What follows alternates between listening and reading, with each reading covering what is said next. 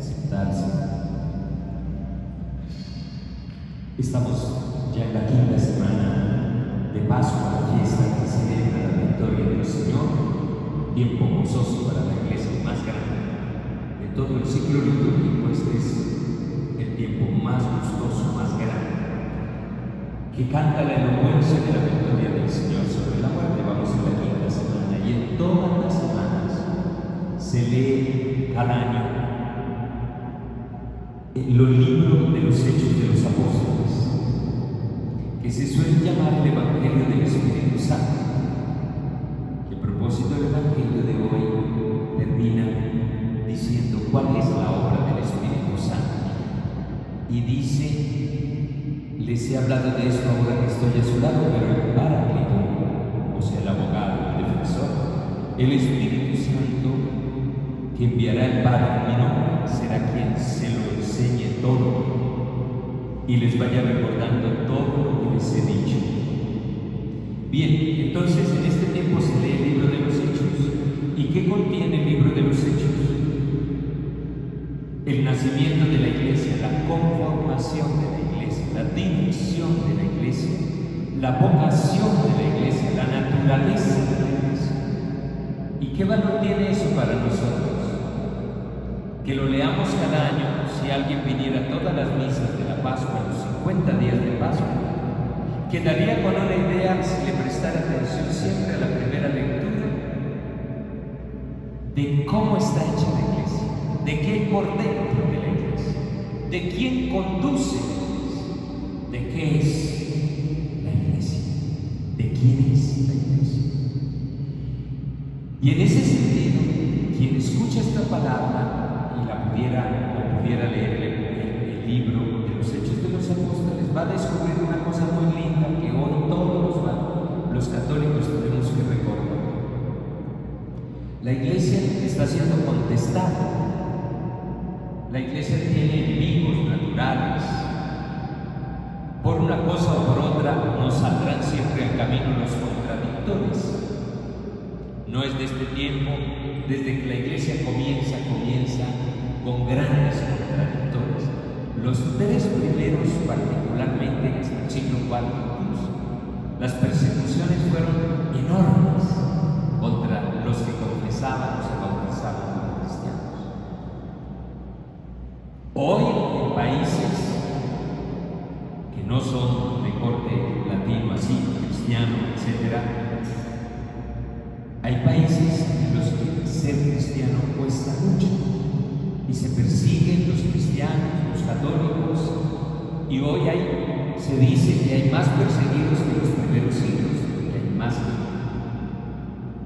Entonces, ¿para qué les digo eso? Porque la primera lectura se ocupa, en el capítulo que vamos, capítulo 4, de contarnos que en Iconio se produjeron conatos de violencia por parte de los gentiles, es decir, gente que no creía en nada, y de los judíos, de la fe de Cristo, del pueblo de Cristo, con sus autoridades, todos confabulados para maltratar a Pablo y a Bernabé y apedrearlos. Es decir, el cristianismo iba creciendo y así como se iban sumando y bautizando muchas personas, estas personas se radicalizaban más contra la iglesia.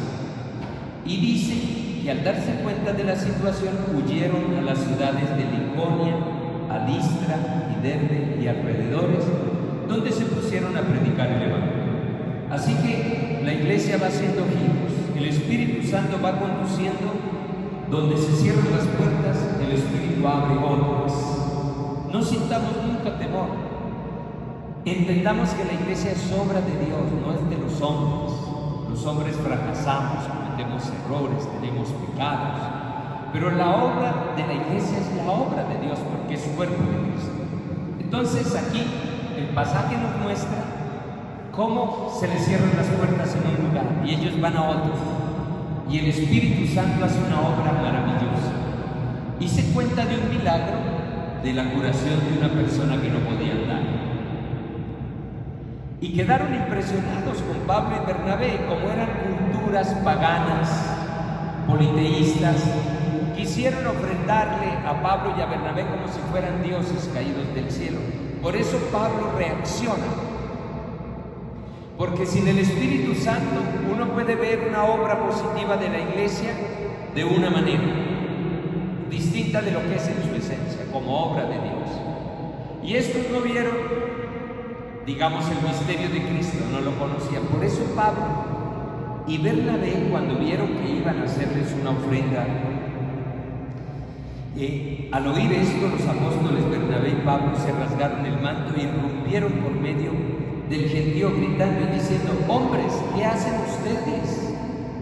También nosotros somos humanos, de la misma condición de ustedes. Les anunciamos una buena noticia: que dejen los ídolos vanos y se conviertan al Dios vivo, que hizo el cielo y la tierra y el mar y todo lo que contiene. Y entonces les explica cómo las generaciones pasadas Dios les permitió, pero ahora dice, ahora con estas palabras a duras penas disuadieron al gentío que les ofrecía un sacrificio. Pero quiero hacerles sentir que hoy que vinieron a misa, que estamos en la Eucaristía, que estamos conducidos desde arriba, no por las cosas del mundo. Esto no lo fabricamos nosotros. Por eso ninguna vanidad de ningún ministro, ningún laico que tenga un don, que tenga una capacidad de caridad, de servicio, de amor. No hay que volverse sobre esas personas como si fueran el referente. No, son las que Dios pone en la historia de la iglesia. Una religiosa, un religioso que hace cosas más extraordinarias que otros, no es para rendirnos a los pies, que un sacerdote, que el otro. No, aquí el referente es Cristo. Así que este pasaje de hoy nos deja ver cómo tenemos que limpiar nuestra mirada sobre la iglesia. Las persecuciones no nos deben preocupar. El Espíritu nos irá llevando. Aunque termináramos un puñado, el Espíritu no parará de renovar la iglesia.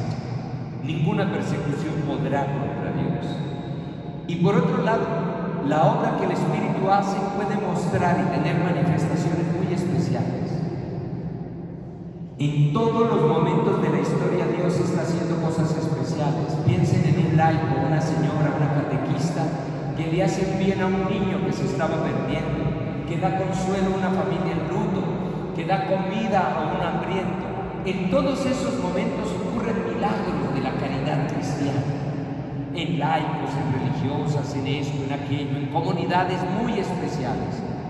Tenemos que dar gloria a Dios por esas expresiones del Espíritu que nos llevan a dar más, y a veces no las leemos correctamente, o las modificamos a las personas, o desde otras orillas pensamos que eso es lo que toca, no las miramos como obras del cielo. Démosle gracias al Señor de esta palabra, que nos ayude a entender y amar esta iglesia, porque en ella está Dios mismo.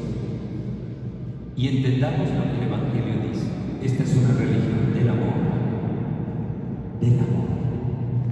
O tenemos una relación con Dios desde esa perspectiva, o no terminamos validando nuestra vida. El que acepta mis mandamientos y los guarda, ese me ama. Y el que me ama será amado por mi Padre, y yo también lo amaré y me manifestaré. Sintamos esa alegría: que me ama, guardará mi palabra, mi Padre lo amará, y vendremos a Él y haremos morada en Él. Démosle gracias al Señor de esta hermosa palabra que nos